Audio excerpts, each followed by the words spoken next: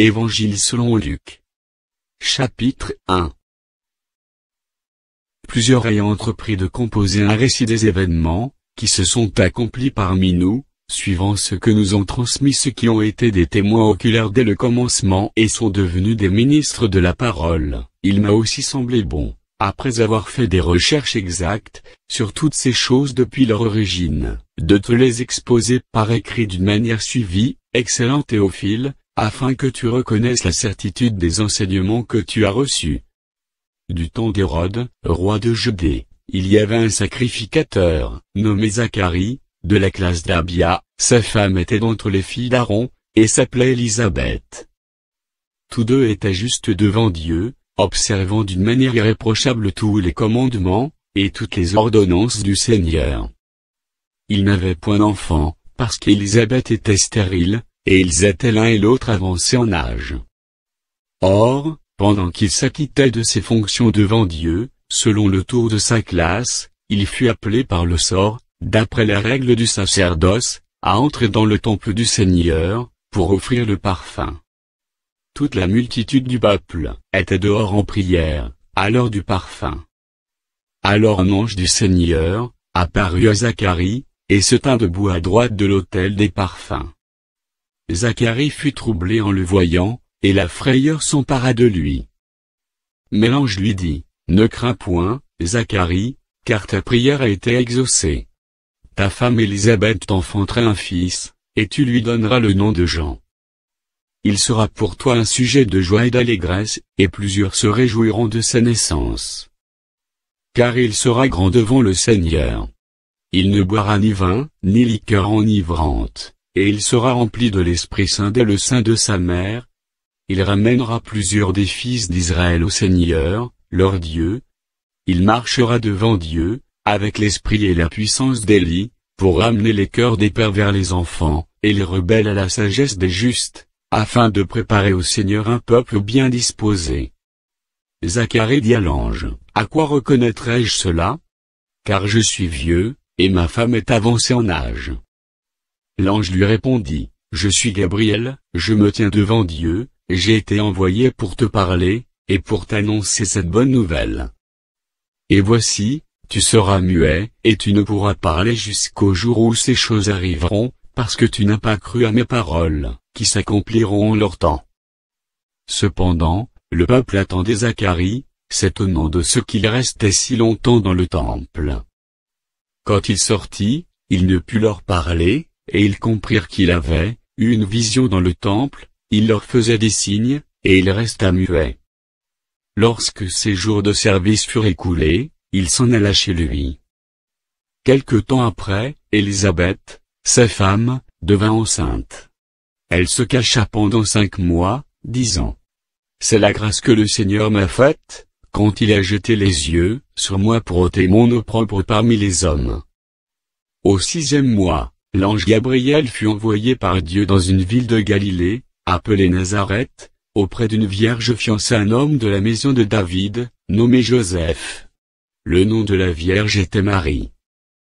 L'ange entra chez elle, et dit, « Je te salue, toi à qui une grâce a été faite, le Seigneur est avec toi. » Troublée par cette parole, Marie se demandait ce que pouvait signifier une telle salutation. L'ange lui dit, « Ne crains point, Marie, car tu as trouvé grâce devant Dieu. Et voici, tu deviendras enceinte et tu enfanteras un fils, et tu lui donneras le nom de Jésus. Il sera grand et sera appelé fils du Très-Haut, et le Seigneur Dieu lui donnera le trône de David, son père.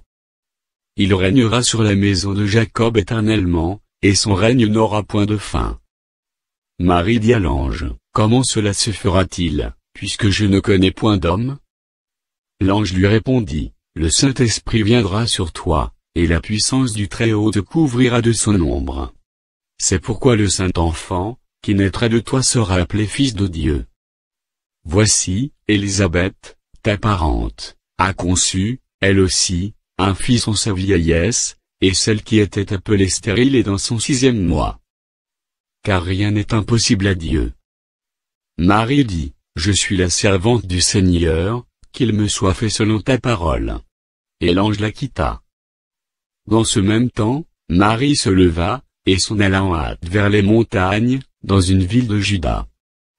Elle entra dans la maison de Zacharie, et salua Élisabeth. Dès qu'Élisabeth entendit la salutation de Marie, son enfant tressaillit dans son sein, et elle fut remplie du Saint-Esprit. Elle s'écria d'une voix forte, « Tu es bénie entre les femmes, et le fruit de ton sein est béni. Comment m'a-t-il accordé que la mère de mon Seigneur vienne auprès de moi? Car voici, aussitôt que la voix de ta salutation a frappé mon oreille, l'enfant tressaillit d'allégresse dans mon sein.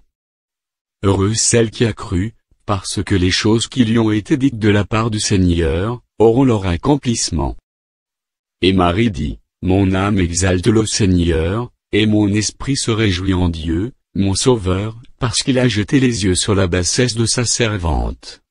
Car voici, désormais toutes les générations me diront bienheureuse, parce que le Tout-Puissant a fait pour moi de grandes choses. Son nom est saint, et sa miséricorde s'étend d'âge en âge sur ceux qui le craignent. Il a déployé la force de son bras, il a dispersé ceux qui avaient, dans le cœur des pensées orgueilleuses. Il a renversé les puissants de leur trône, et il a élevé les humbles. Il a rassasié de biens les affamés, et il a renvoyé les riches avides. Il a secouru Israël, son serviteur, et il s'est souvenu de sa miséricorde. Comme il l'avait dit à nos pères, envers Abraham et sa postérité pour toujours.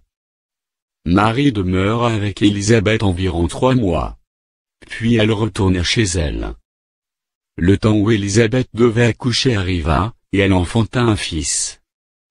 Ses voisins et ses parents apprirent que le Seigneur avait fait éclater envers elle sa miséricorde, et ils se réjouirent avec elle. Le 8e jour, ils vinrent pour circoncire l'enfant, et ils l'appelaient Zacharie, du nom de son père. Mais sa mère prit la parole, et dit, « Non, il sera appelé Jean. » Ils lui dirent, « Il n'y a dans ta parenté personne qui soit appelé de ce nom. » Et ils firent des signes à son père, pour savoir comment il voulait qu'on l'appelle. Zacharie demanda des tablettes, et il écrivit, Jean est son nom. Et tous furent dans l'étonnement. Au même instant, sa bouche s'ouvrit, sa langue se délia, et il parlait, béni son Dieu. La crainte s'empara de tous les habitants d'alentour, et, dans toutes les montagnes de la Judée, on s'entretenait de toutes ces choses. Tous ceux qui les apprirent les gardèrent dans leur cœur, en disant, que sera donc cet enfant? Et la main du Seigneur était avec lui. Zacharie, son père, fut rempli du Saint-Esprit, et il prophétisa, en ces mots. Béni soit le Seigneur, le Dieu d'Israël, de ce qu'il a visité et racheté son peuple, et nous a suscité un puissant sauveur, dans la maison de David, son serviteur, comme il avait annoncé par la bouche de ses saints prophètes des temps anciens, un sauveur qui nous délivre de nos ennemis, et de la main de tous ceux qui nous haïssent. C'est ainsi qu'il manifeste sa miséricorde envers nos pères, et se souvient de sa sainte alliance, selon le serment par lequel il avait juré à Abraham, notre père, de nous permettre, après que nous serions délivrés de la main de nos ennemis, de le servir sans crainte, en marchant devant lui dans la sainteté, et dans la justice tous les jours de notre vie. Et toi, petit enfant, tu seras appelé prophète du Très-Haut, car tu marcheras devant la face du Seigneur, pour préparer ses voies, afin de donner à son peuple la connaissance du salut, par le pardon de ses péchés, grâce aux entrailles de la miséricorde de notre Dieu, en vertu de laquelle le soleil levant nous a visités d'en haut, pour éclairer ceux qui sont assis dans les ténèbres et dans l'ombre de la mort, pour diriger nos pas dans le chemin de la paix. Or, l'enfant croissait, et se fortifiait en esprit. Et il demeura dans les déserts, jusqu'au jour où il se présenta devant Israël.